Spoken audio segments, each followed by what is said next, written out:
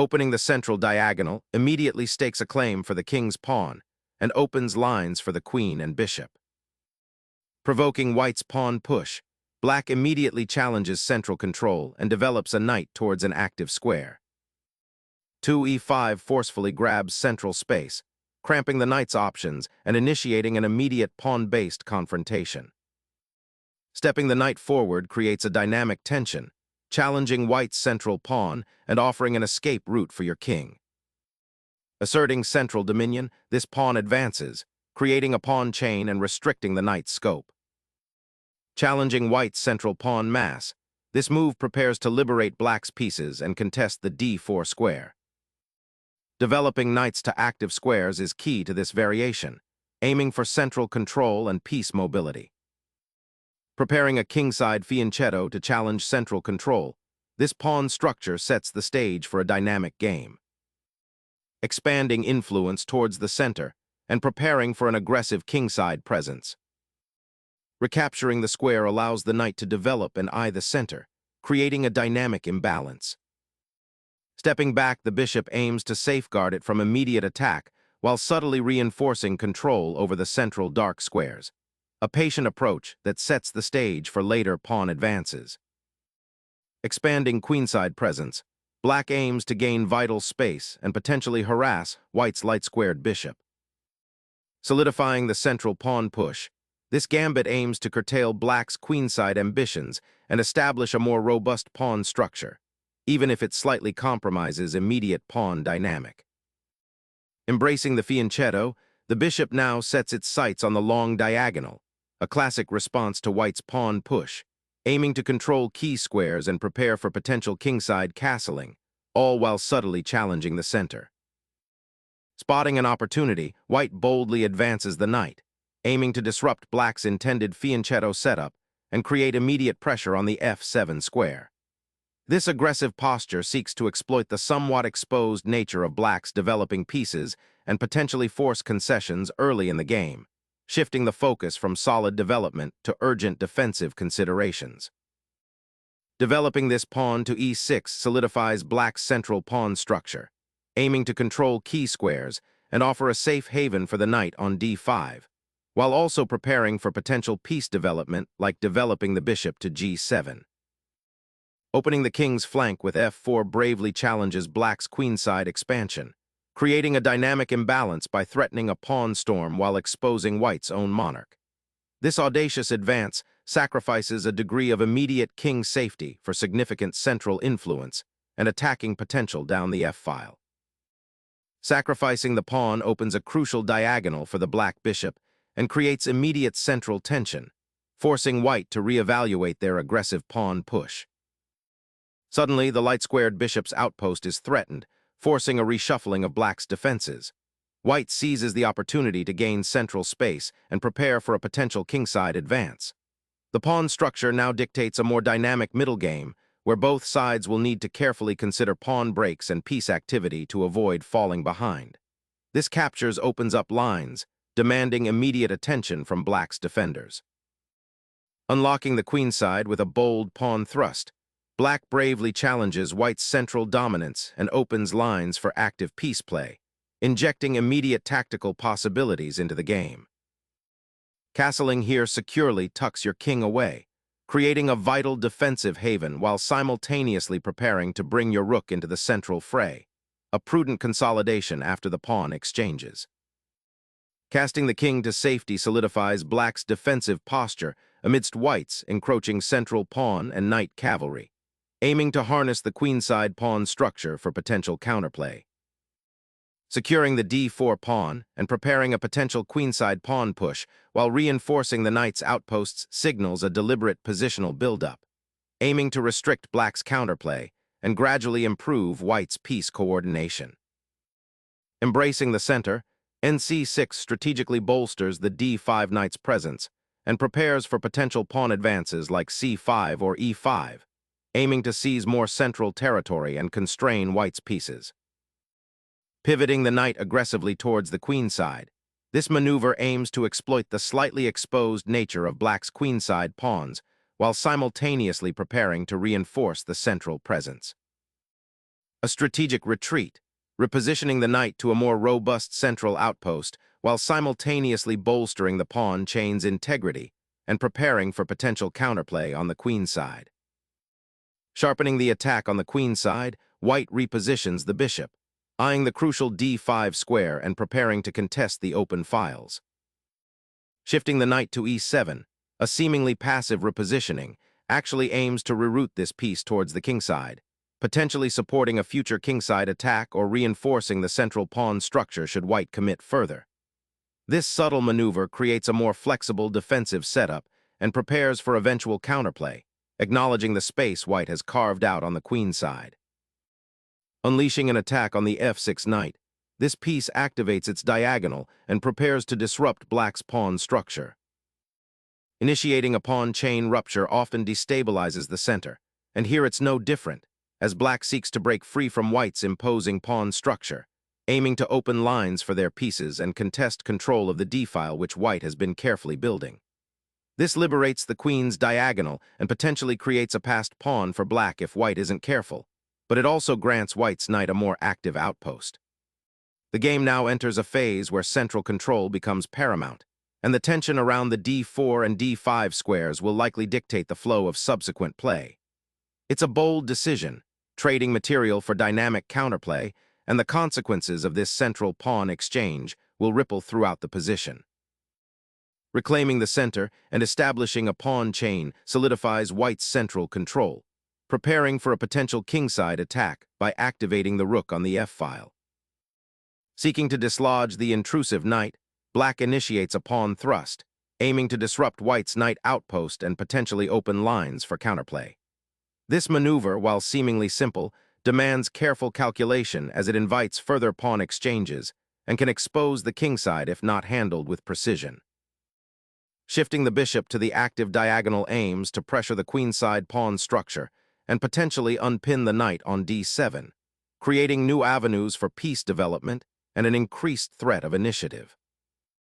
Unleashing a pawn storm feels exhilarating, but exposing your monarch to a devastating discovered attack on the queenside might be a price too high for this aggressive pawn push. Shifting the bishop to f2 aims to reinforce the e4 pawn, a crucial outpost now under direct threat from the knight on e7 and the pawn on d6. This defensive maneuver also prepares for potential kingside play by clearing the g-file for the rook, while simultaneously observing the weakened dark squares around black's monarch. It's a quiet but strategically vital repositioning, prioritizing pawn structure integrity and future offensive potential over immediate tactical fireworks. Exploring the intricacies of the board, this maneuver strategically reroutes the knight from its potential confrontation on the queen side, aiming to find a more active position. The knight, having been somewhat hemmed in, now eyes squares that could contribute to white's attacking aspirations, specifically looking to participate in a potential kingside assault or to influence the central pawn structure. This repositioning is a subtle yet crucial adjustment, seeking to maximize the piece's latent potential and prepare for future tactical exchanges or positional pressure. It's a testament to the dynamic nature of chess, where a seemingly passive retreat can herald a more assertive approach. Injecting a fresh piece into the central fray, this knight maneuver aims to disrupt black's developing harmony and challenge the e5 pawn's dominion. Focusing on activity, black elevates the queen to a more central and aggressive post, aiming to connect with the kingside and potentially create threats along the e-file or support future pawn breaks. Refocusing the bishop from the potentially exposed a4 square to c2 aims to connect the rooks and improve their mutual defense, while also eyeing the queenside where black's pawn structure is somewhat stretched, perhaps anticipating a queenside expansion or preparing for further centralization with the knight. Boldly challenging white's central pawn structure, this move seizes initiative by aiming to destabilize the queenside and potentially open lines for black's own pieces. Reinforcing the central square and preparing for potential pawn pushes offers white a degree of positional stability, subtly aiming to solidify the kingside structure against black's increasingly active piece play. Diverting the bishop from its defense of the kingside to an active role on the queenside, this maneuver seeks to exploit potential weaknesses in white's pawn structure, specifically targeting the undermined c3 square and aiming to pressure the queenside majority. Rallying the rook to the second rank initiates a subtle but important repositioning, aiming to support the eventual kingside advance or to contest the open f-file if the queenside action spills over. This strategic regrouping prepares for a more fluid defense and potential counterplay, demonstrating white's intention to outmaneuver black's pieces rather than seeking immediate confrontation. This maneuver strategically sacrifices immediate central presence for improved piece harmony and long-term counterplay on the queenside, aiming to reposition the knight to a more active square and potentially open lines against white's somewhat exposed king. Unleashing a tactical salvo, this capture rips open the kingside, creating immediate attacking prospects and forcing black to confront the unleashed pressure. Exposing your king's shelter, this capture, while seemingly regaining material, creates lasting weaknesses along the newly opened diagonal, potentially inviting devastating long-range attacks from white's pieces. A sharp diagonal opens, directly threatening to expose the black monarch by targeting the weak kingside. Initiating a bold counterattack, black bravely sacrifices a pawn, aiming to rip open the king's defenses and disrupt white's central ambitions. This audacious push, 24, f5, not only challenges the advanced g5 square, but also seeks to activate the slumbering kingside pieces and create immediate complications. The intention is clear: to exploit any hesitation or miscalculation by white, turning the tables from a potentially precarious defensive posture into an aggressive offensive. This is a moment where calculation and nerve are paramount, as the ensuing exchanges will dictate the fate of the game. Spotting the overloaded defender, white pounces to exploit the pinned knight and create immediate attacking chances around black's king. Securing the rook on the 7th rank aims to activate a piece that was recently rendered passive after the pawn exchange, preparing for potential counterplay along that newly opened file or to reinforce defensive structures. The bishop's sacrifice dramatically escalates the battle for the central dark squares, forcing black to make a difficult decision regarding the immediate safety of his monarch. Sacrificing the rook might seem bold, but it's a desperate attempt to disrupt white's kingside assault and create counterplay. The goal is to open lines for black's remaining pieces and potentially expose the white king, even if material is sacrificed. The recapture on f5 is a logical consequence of the preceding exchange, but it immediately exposes white's king to a significant threat. Observe how the black queen, now free, aligns with your monarch, demanding immediate attention and potentially opening lines for further assault. Finally, an attempt to unravel white's queenside pressure, but the cost is the king's immediate safety. Unleashing a powerful knight sacrifice, this move injects immediate tactical chaos, aiming to dismantle black's pawn shield around the king by forcing a series of exchanges and opening lines for white's remaining pieces. Exploiting the suddenly open e-file, black redirects the queen to a more active square, anticipating a potential skirmish on the queenside and preparing to defend against white's aggressive intentions. Suddenly, the king finds itself exposed as the queens initiate a forceful, albeit potentially risky, penetration into enemy territory, aiming to exploit the weakened pawn structure and create immediate mating threats. The king flees the center, a desperate scramble for any semblance of safety as the mating net tightens with every passing moment. Now the rook stands exposed on the 6th rank, a potential target ripe for exploitation. The unleashed diagonal pressure now forces the black king into a precarious exposed position, shattering any semblance of defensive structure and creating immediate mating threats. The black king, having endured a significant bombardment, finally finds a temporary refuge on the 8th rank, momentarily escaping the immediate threats.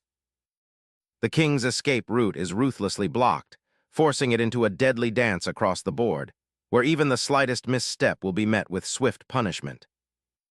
The black king, having escaped the immediate danger, now seeks a safe haven on f8, but the unleashed power of white's pieces, particularly the queen and knight duo, still poses a dire threat, and black must remain vigilant as the queenside pawn structure looks increasingly precarious. The rook's repositioning to the 3rd rank signals a shift towards exploiting the opened f-file and establishing a battery with the queen on that same open line, a subtle yet potent threat against the black king that seems precariously exposed. Asserting dominion over the open c-file is the primary objective, preparing to exploit the exposed black king's weak squares and potentially infiltrate the queen side. Unleashing a powerful discovered attack, this rook sortie forces the black king out of its shelter, creating immediate mating threats and potentially shattering black's defenses. After a flurry of exchanges and a rather daring kingside pawn push, black seeks to activate their remaining knight, aiming to regroup and perhaps challenge the suddenly exposed white king. Securing the king's escape route with a timely advance on the kingside adds a crucial defensive layer, preventing potential tactical breakthroughs for black. The queen's repositioning on g6 opens up possibilities for a counterattack on the kingside, eyeing the weakened squares around the white monarch and potentially creating mating threats if white isn't careful. Sacrificing the rook on f6 unlocks an immediate tactical advantage, leveraging the exposed black king and the power of the white queen. This aggressive exchange aims to shatter black's pawn shield and create a mating net. Observe how the queen and remaining rook will now coordinate to exploit the open lines, potentially leading to a swift checkmate or significant material gain. Sacrificing the bishop here on f6 is a desperate gambit to disrupt white's mating attack and create some breathing room, but it doesn't quite solve the fundamental problem of black's exposed king. The initiative clearly belongs to white, who will now likely exploit the open lines and the advantage in piece activity. Dislodging the defender and exposing the king to a devastating battery is the immediate goal as the knight leaps into a commanding position, forcing a crucial decision. Finally, the black king attempts to flee the relentless pressure, but the chessboard's geometry offers little refuge as the mating net tightens. Forking the king and the rook initiates a decisive sequence, forcing the black king into a precarious central position, effectively ending the game's tactical intrigue and ushering in a swift conclusion.